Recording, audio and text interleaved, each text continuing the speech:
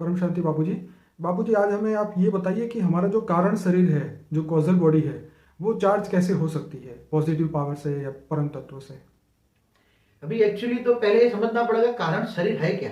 हम्म, पहले ये समझो कि जैसे जब भगवान शिव ने, इस ब्रह्मांड के मालिक ने, ब्रह्मा द्वारा जब पहले पहले जो रचना की गई वो फरिश्ताओं की दुनिया थी।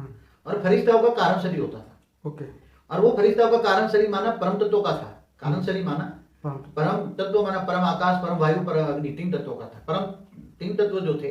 और धीरे धीरे वो कारण शरीर पर धीरे धीरे धीरे संकल्पों द्वारा सृष्टि बनाते गए। वो फरिश्ता भी देवता बने। तो देवताओं का सूक्ष्म शरीर होता है। ओके। तो वो नीचे आए तो कारण शरीर ऊपर 3 तत्वों का लेप लग गया। और फरिश्ता से देवता बने। और देवता भी जब धीरे धीरे धीरे उसकी आत्मा की एनर्जी वेस्ट होती गई तो वो देवता मनुष्य बन गए। तो उसका शरीर पहले कारण शरीर पर सूक्ष्म लेप लगा 3 तत्वों का, फिर अब 5 तत्वों का लेप लगा। इसलिए हर कोई मनुष्य के अंदर कारण शरीर है। कारण शरीर माना और हर इंसान तो पहले देवता नहीं था, या जो फरिश्ता थे इनका ही कर्मों का कारण होता है, सभी का नहीं होता। ओके। जो ऐसे यहाँ धरती पर जो आत्माएं एकदम, जिनकी आत्मा वायु तत्व की है या आकाश तत्व की है, उनका कारण शरीर नहीं होता। सबके कारण शरीर नहीं होता। ओके। जो बहुत ही फरिश्ता स्वरूप में थे तब कर्मों के कारण, जो धीरे धीरे कर्मों के कारण कारण शरीर बनता है, कैजुअल बॉडी बनते हैं। तो उसको चार्ज करना है। आज मनुष्य के अंदर ये ज्ञान नहीं है कि हम हमारे विकर्म विनाश, कारण शरीर में विकर्म होता है। विकर्म रिकॉर्ड कहाँ होता है? कारण शरीर में। जैसे आत्मा में रिकॉर्ड होता है, मगर आत्मा कारण शरीर बनाता है। जब मनुष्य मर जाता है तो उसका सूक्ष्म शरीर के अंदर कारण शरीर साथ में जाता है। इसलिए कर्मों के कारण इधर उधर भटकता रहता है, मगर उसको ज्ञान नहीं होता कि हम कारण शरीर को चार्ज करते विकर्म विनाश कैसे करें। कारण शरीर चार्ज करना माना विकर्म विनाश करें। तो उसको आत्मा को पावर चाहिए। अब आत्मा को पावर कहाँ से मिलेगी? अब किसी देवी देवता के पास तो आज इतने किसी के पास पावर नहीं है कि जो उसको याद करे, योग लगाए, उससे कनेक्शन जोड़े और उससे पावर ले। पावर हाउस से कनेक्शन जोड़ो तो पावर आएगा आत्मा में।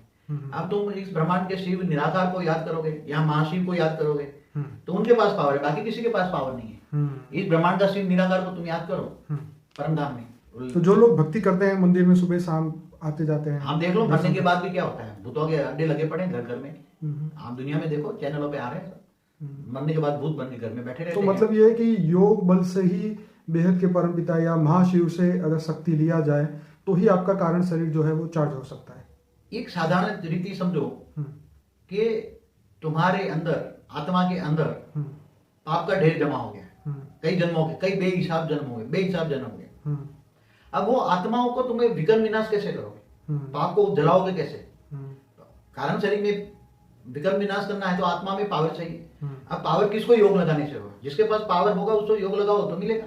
गीता में भगवान कृष्ण ने कहा तुम मुझे याद कर तो तेरे सारे विकर्म विनाश करके मैं तुम्हें परम धाम ले जाऊंगा। परम पद को तुम परम पद को पाओगे।